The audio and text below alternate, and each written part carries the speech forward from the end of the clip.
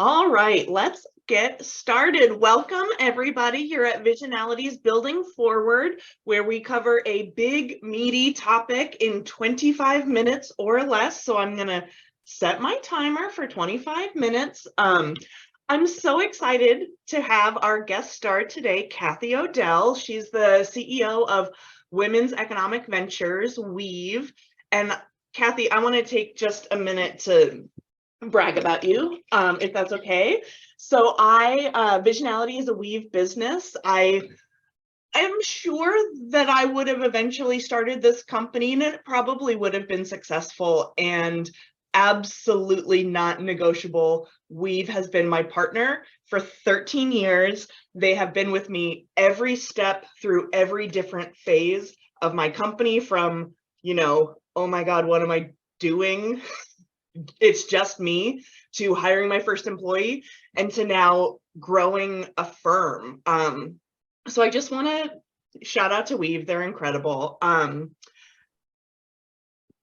Kathy, we're talking today about succession planning. And whenever I'm in the community and talking about it, I talk about you. And I say that I've never seen it done better than the way that you did it. You and Marcia did it on the board at Weave. And so I'm just so grateful that you are here with us to share, what is it? What did it look like? What worked great? What might you do differently next time? All those things. So thank you so much for being here, and talk to me about succession planning. Okay. Now I do want to talk about Weave. Yes, let's start. But I actually don't want to start there. Okay. And there's a reason that I don't want to start there. And it's because I think that most people, and you and I talked about this when we were talking about the topic, when you say succession planning, it sort of makes us think about ascending to the throne. It's some process, secret society stuff, the board of directors retires to the boardroom and hires management recruiters and all of that, and then at some point white smoke emerges and you have a new CEO. And seriously, that is how it is done in a lot of corporations. And I personally participated in something that was done like that. I was on the board of Pacific Capital Bancorp, Santa Barbara Bank and Trust, to many of you. Our then CEO was declining in health, and we knew we needed a new CEO. So there was a committee formed of the board, and we had private meetings, and they were all very confidential. And we hired a big consulting firm to go out and survey the candidates. And we used words like they needed to be strategic, and they needed to, have emotional intelligence, and they needed to do this. And of course, if you put out those kind of characteristics, you can get back about 350 resumes where somebody says, "Oh yeah, I got that." And the thing is that we were like a little committee of 10 people, and we spent hours and hours and hours and hours on it. And we asked a lot of questions that, frankly, in retrospect, weren't very forward looking. And because the company had always been very stable, we didn't ask any questions about what would happen if this crisis occurred. Make up a crisis. I don't care what crisis, but make up a crisis.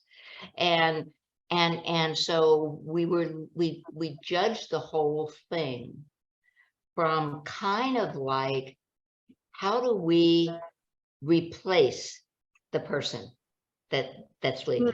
And it was entirely the wrong way to approach it, because the person that was leaving was the last of an old guard that had grown up in a banking environment that existed for the last 50 years.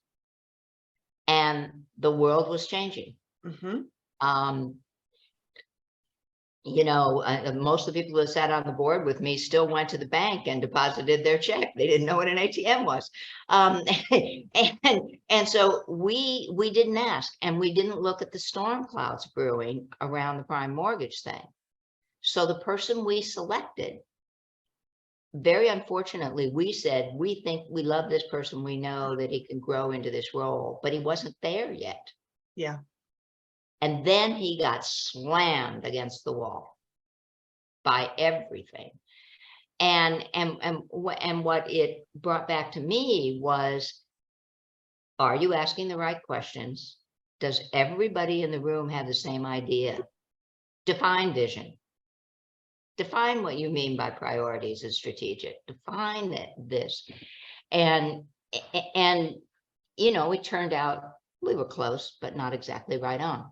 And so I think that if I ask anybody up there on the audience, do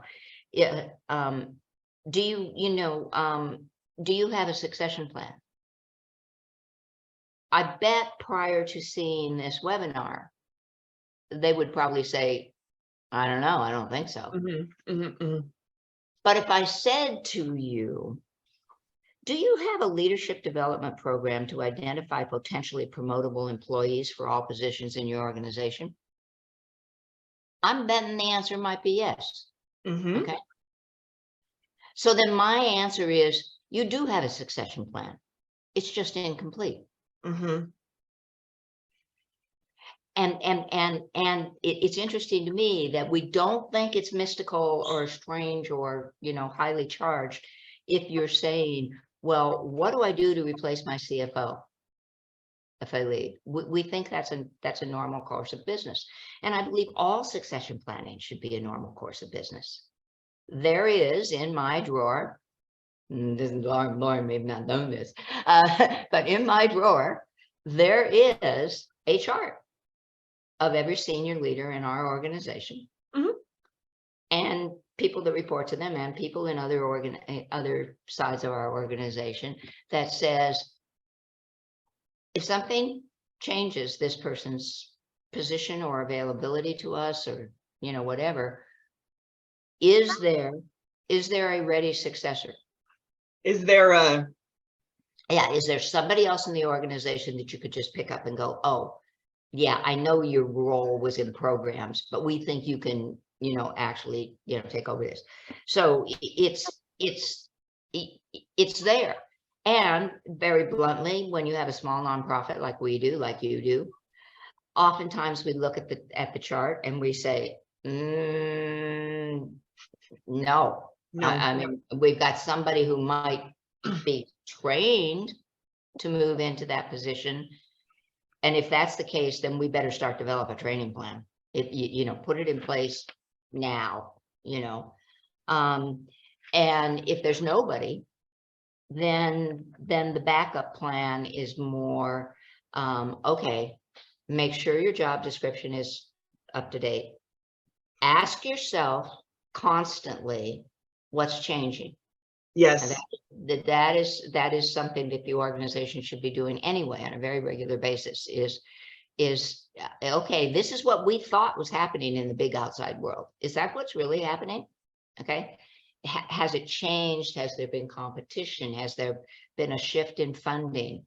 All nonprofits are asking themselves this at the moment, is our funders have shifted. What do they want? Mm-hmm. Well, are we meeting their needs? What's going on? And so, our third category is there is nobody. We will need to hire from outside. That could be a long process in this market. Therefore, know who inside your organization can pick up pieces. Yes. Go and figure out where you have a consulting resource that could step in on an interim basis. And look at how you make certain that even if it isn't ideal, yeah, you're gonna manage through it. Yeah, we saw it took us a minute because we had to grow big enough to allow this to be a reality. But now that we are a small but mighty team of 9, we can have 2 people in every role, 2 people on every client, 2 people doing internal operations. So there is that consistency. You know, I like to say when someone wins the lottery, right? Someone wins the lottery, and well, shoot, I'm going to put Delaney on the spot. She's here. We had an employee who had a baby, and Delaney was one of our outside consultants who stepped in and supported us when things got crazy on events. And we were lucky enough to get her to move internal to cover while Taryn was out having a baby. And it is that external resource who can cover, and it might not be exactly within the organization. It might be a consulting resource. It might be, I know, like right now, we hired a consultant, part-time consultant, to do some upgrading of our financial systems. Yeah. And the person is excellent. We're really happy with the choice of this consultant, and they're digging into books and working with our grant director to understand how our grants work, and whatever. And so also looking at some compliance things or something. Well, the other day, our grant director told us that she has a health problem. Yeah. Okay. We didn't see it coming. Yeah. And this is only hopefully going to be minor, but there is a potential that there might be something here that would be several months. Well, we can't go without. Yeah. And so now we're looking and saying, okay, we could up the hours for that consultant, from YPTC. We can pull someone out of our compliance function and have them, step into grants. Nikki and I can take over some of the grant writing. All right, so that's the game plan, that we can fill in. But I think that it's just, again, if we stop saying succession like it's this mysterious magical word, and we say leadership continuity, then you start approaching all of the best practices that you need to have inside an organization to make sure that you're that super great, wonderful, beneficial machine serving your community, and it makes it a little less daunting. Not necessarily less daunting to find the right people, but again, if you're living your life in preparation for tomorrow's challenge, you got a better chance of succeeding at it. So, I mean, that's, and I, in the handouts, I put down some of the things about, the obvious, that well-run organizations make continuity planning and leadership development a top priority at all times. Okay. And you identify high performers that are capable of meeting present and future needs, and you invest in the development of skills and abilities. And you use that to show both your board and your funders that you're capable of responding. You're resilient. Yeah. Well, and it's so interesting because it can be scary as a leader to do future planning, because you're kind of saying you're setting it up for something to exist without you, which can be scary and make us feel maybe like we're not magical or not important or whatever. But I think it goes back to, we're building organizations, right? And you are leading this organization now, but truly we're tasked with building a thing, and the success measurement is, can the thing survive without me, without you? And that's success. Yeah, well, and that's one kind of thing. I mean, again, in that great article from Stanford Innovation, they deal with all kinds of founder departures. And I'm, like in my case, I'm not a founder, but like, founders are often the toughest ones. And so when you get inside a nonprofit, And a lot of nonprofits, there's founders and they've been there for 10, 20, 30 years. Okay. And so they think of the organization as their baby. Yes. I mean, like I said to you before the guest got on, is the most daunting thing about trying to follow Marsha Bailey is Weave. She is. Marsha, I mean, the name Marsha Bailey, your brain clicks and says Weave. Yeah. Okay. And so it actually for many years froze our board. They never looked at succession planning. Absolutely never looked at it. No. It's like, this is Marsha's organization and she'll take it to the grave with her. For somebody like me, it's a little bit different. We are looking at succession planning because, as anybody can tell by this white hair, I'm not exactly a spring chicken. And and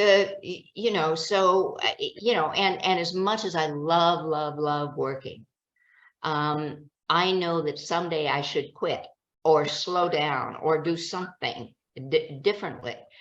But, I think Vanessa said something, very wonderful and authentic when she and Jeff were doing the session. Is she said, well, I brought Jeff in and then all of a sudden I started going, well, wait a minute, what's my role?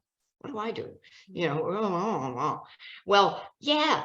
And Nikki one day said to me, well, when are you going to retire? And I went, wait a minute. You're trying to kick me out. And the answer is no, of course not. But we are committed to finding a more gradual path. Yeah. And to looking at how do we not lose the value? Bluntly, when I took over for Marsha, she was the happiest person in the world. And she said, it's yours, goodbye. Wait, whoa, wait a minute. There may be a few things I need to know. And fortunately, I had been on the board and I knew some things and I'd, been around and I'd run companies before. So yeah. But like with Nikki and I, it is more of a seamless thing because there's very little that I know that she doesn't know. As a matter of fact, I'm not sure of that. I'm sure there's stuff that she knows that I don't know.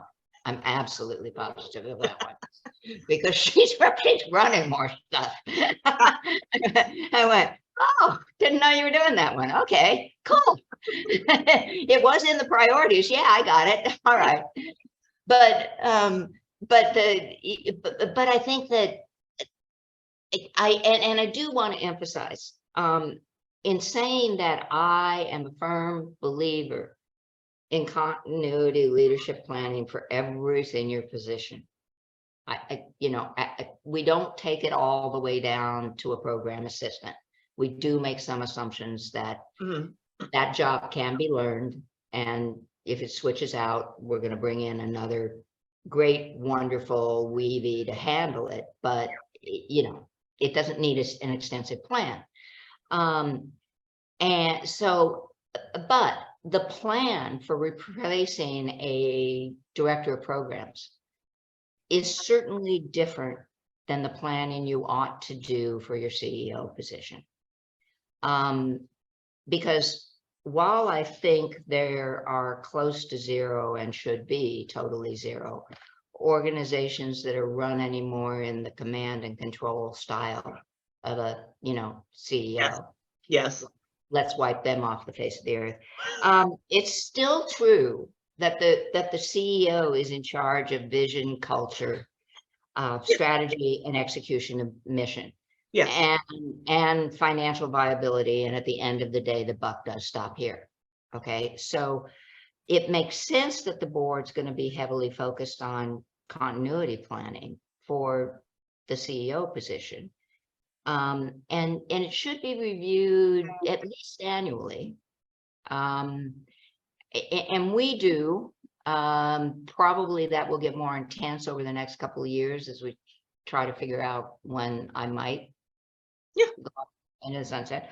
But spoiler alert, my guess is less than 30% of boards do that.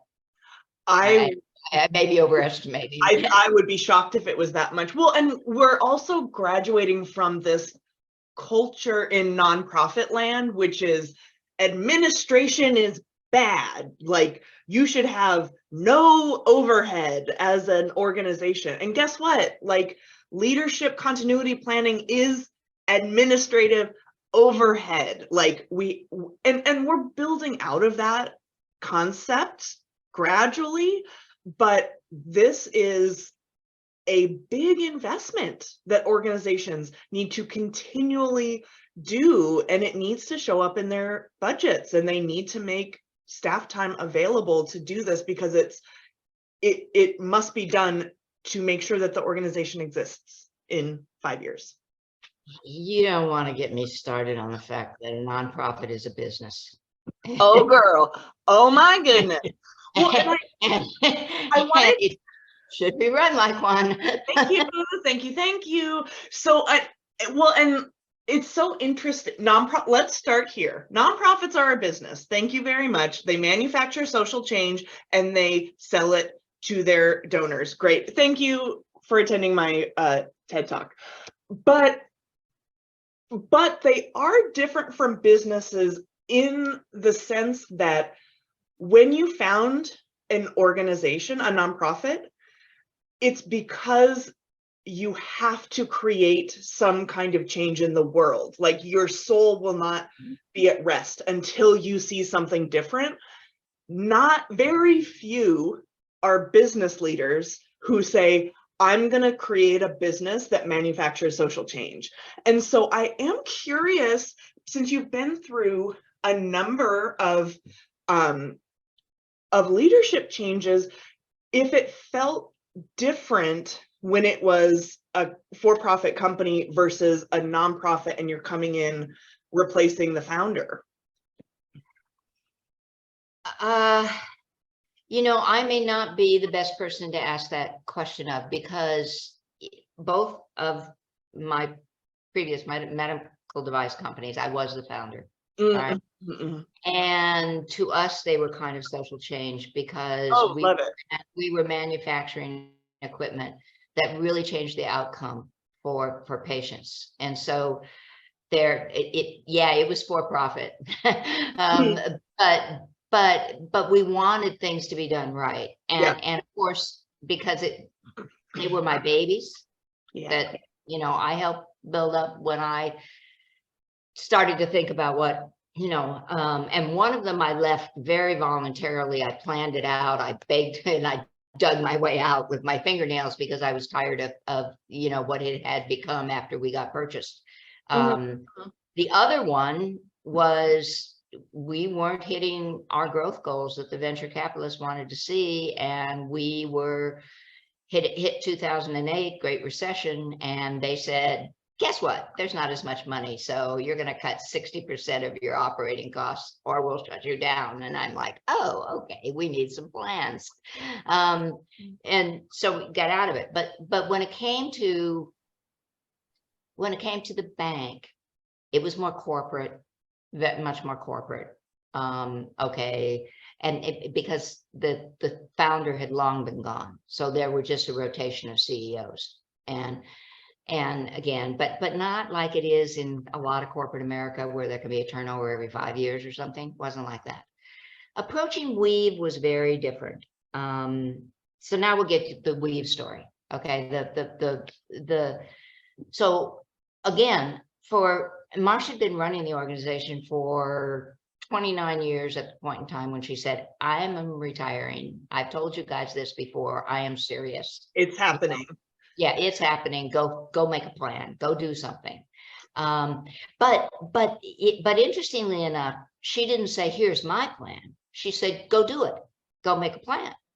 So we formed a subcommittee of the board, and you know, to talk about doing a CEO search, because we looked around the organization and there was no one.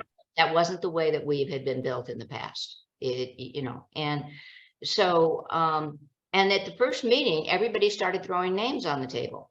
Well, there's this great person who heads this CEO, or CEO of a nonprofit over in Arizona. And I met her at a conference, and, I think this is somebody that we ought to talk to, and this and that. And it was like, oh, wait a minute. What is it we're trying to do here? What are we even doing? Yeah, what are we even doing? And the interesting thing was, even though everybody in the room had been associated with Weave for a minimum of 3 years and some longer, when we actually started talking about it, I'm going, time out. We've been talking at our executive sessions of the board for a number of years now that Weave is not living up to its potential, that we have not grown enough, that we are not, full disclosure, entrepreneurial enough. Our inside operations were the least entrepreneurial thing I've ever seen in my life. Whoa. And we are teaching entrepreneurs. Now, the curriculum was fine, a little needed brushing up, which we've done, but literally, I was like, well, why is it this way? When we started digging into this, and Marsha and I were friends, and I'd go out to coffee with her and I'd say, why is it this way? And she said, I'm an advocate. I'm not a business person. Well, exactly. And she's like, I don't know how to do that. Yeah. She says, I see a grant and I go, oh yeah, we can fulfill that grant. We can deliver those services. We can get women into their businesses. What's an org chart? Yes. And as I'm like, aha, okay, all right. And so, when we started talking about it at the board, and we started asking the questions about our strategic direction, and full disclosure, we didn't have a strategy plan. If the present culture of the organization would support growth, it wouldn't. And what would it take to move from where we were at to where we wanted to go? Or more correctly, all the places we wanted to go.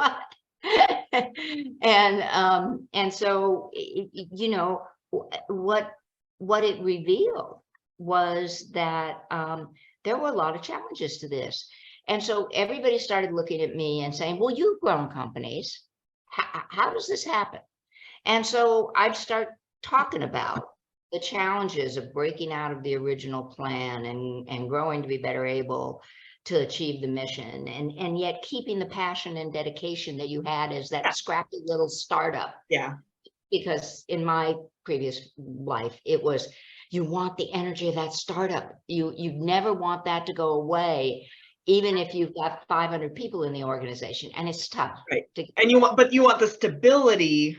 Yeah. Yes. How do you maintain, how do you add the stability, but maintain the culture and the essence and the familiarness or whatever? And one of the real challenges is that if you've got an organization of 5 people, you can kind of run it by talking to one another. If you've got an organization of 24 to 48 people, you need some systems and processes. You need all kinds of things. And, so the good thing is that all of the directors that were part of this finding a new CEO process were all dedicated to Weave's mission and service to the community. And we just knew that we wanted it to be different, but for a lot of people in the room, they couldn't articulate it. And so one night, several weeks into our planning, over some appetizers and a little bit of wine. Perfect. One of the directors said, okay, I got it. We're looking for a change management person, and I don't think that person needs to come from nonprofit. I nominate Kathy. And I went, excuse me? You're like, I've never run a nonprofit. Wait a minute.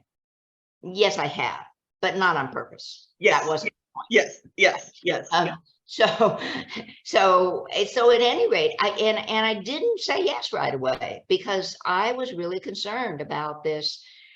Okay, I'm going to come in and take over from Marcia, and I'm not even a nonprofit leader, and everybody's going to look at me and say, "How in the hell is she going to do that?" Mhm. And then the more I talked to Marcia, and the more I talked to the board, who I guess one of the good things was that the board may not have understood exactly what they wanted to happen in strategy and exactly but they had confidence that I loved the organization and that I was going to figure it out. Yeah, that you would handle it with care. Yeah, and so, so we did in the end pay attention to all the critical steps in the process. We didn't just throw out names. We spent time hashing out what we meant by strategy and vision and priorities. Which did we go after first? There were tons of things we wanted to do, but what was the most important thing to do? And Lauren will know that it was expand our programs and be able to deliver them online. You know, turn our culture into a more entrepreneurial culture. Yeah. Expand access to capital. And so after about 6-8 months of study, that's what, and Nikki helped with this. She was, standing by my side, trying to lead me through, how understanding more about the inner workings of Weave, because she had been there about a year and a half at that time. And so, we figured it out. And then we took it back out to the board and said, does this seem where we should be going? And we tested it on a couple of people like you. And, and so I think that it, in a way, I was kind of an insider. Mhm. I certainly wasn't an employee, but I was an insider. You will see when you read that article from Stanford Social Innovation Services that it is preferable to have an internal successor. So one of the other commitments I made to the board before I said yes is we will have a succession plan. We will have one for all the senior positions in our organization. And it's a little more complicated post-COVID, but Yeah. there is one. I can't believe I'm saying this, but we have done our 25 minutes that we committed to. So I want to encourage people, put your questions in the chat, use that raise your hand function if you want to come on camera and talk to Kathy about this. What I heard, we always like to ask the question, how do we sell this to our board, right? Because we're with nonprofits, we need the board to approve things like this. And we already said, this is an investment, it's ongoing, it takes time, it takes resources. How do we sell this to our board?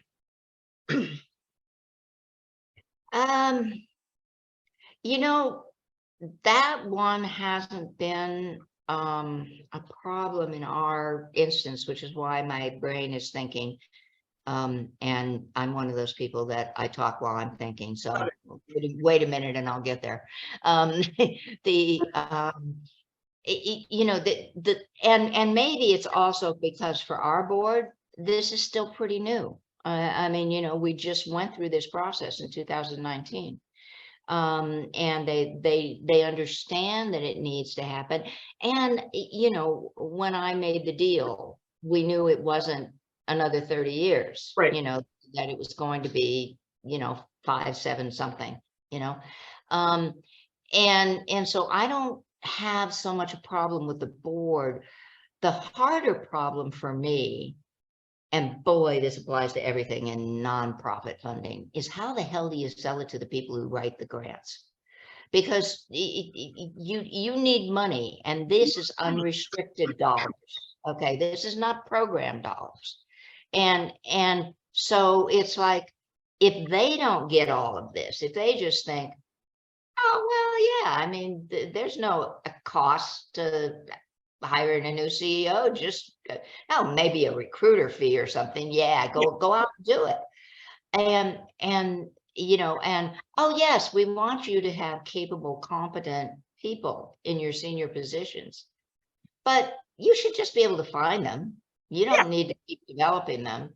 What's the Uh, problem? or yeah, we love it that you keep developing them. We're not going to pay for it, but we love it. And so I think that that's probably a really big question, Emily, that has to do with the structural changes that are necessary in the world of philanthropy to get funders to understand that running an organization does take administrative oversight and general operating expenses that don't that aren't tied to I just delivered the Emprendimiento course to 35 people. Yes. Yes. So I But if you solve that one, I want to know. I better be first on your list. mean, it is board education, right? It is community education like this. It is us shouting from the rooftops that nonprofits are businesses. Nonprofit is not a business model. It is a legal tax definition. I don't know. Jeffrey dropped off. Where is he when we need him? Why don't Well, we exactly. He chatted me. He said he had a 10:30, but yeah, we can really use that guy right now to answer this question. Right. Yeah. Well, I am actually curious. We've got some pretty great people on. Does anyone in the group have ideas, or have you successfully sold this kind of investment to your board, or have you seen it done? Because it is a long process and it costs money. The other thing that has been really hard for me, and I imagine is hard just in general, is to properly do this continuity planning. You can't be operating at full capacity. Like, if everyone in your organization is utilized at 100%, even if you're doing this cross training, if someone drops off, no one has the bandwidth to pick up any extra slack, even if they know what the job is, how to do it. If everyone is at capacity, there is no bandwidth. Okay, so what I hear or heard in that question is less about doing the planning. The planning part of it is it really should be compartmentalized to certain management retreats, planning sessions, or stuff like that. Where it gets tricky is a situation like I was describing. If this employee of ours does have a more extended health problem, okay, we're sitting looking at the fact that we can find a little bit of bandwidth inside to cover one or two of the tasks, but we don't have enough bandwidth to cover them all. We just don't. And so, that is then going to say, okay, it's going to take time to step back and say, how do we cover them all? Who are we going to bring in? And it did dump a task back onto the laps of a couple of us to say, okay, that person that we've been talking about maybe using on a contract basis for blah, blah, blah, we need to talk more to her.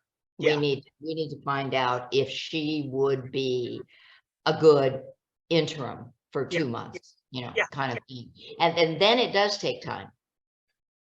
Yeah, because I've got 2 employees I just see, and I scrolled through to see who else was here. So I've got 2 people from the organization who are 2 of my colleagues who are on this call, and I know that they will both shake their heads and say there is zero bandwidth. Yeah.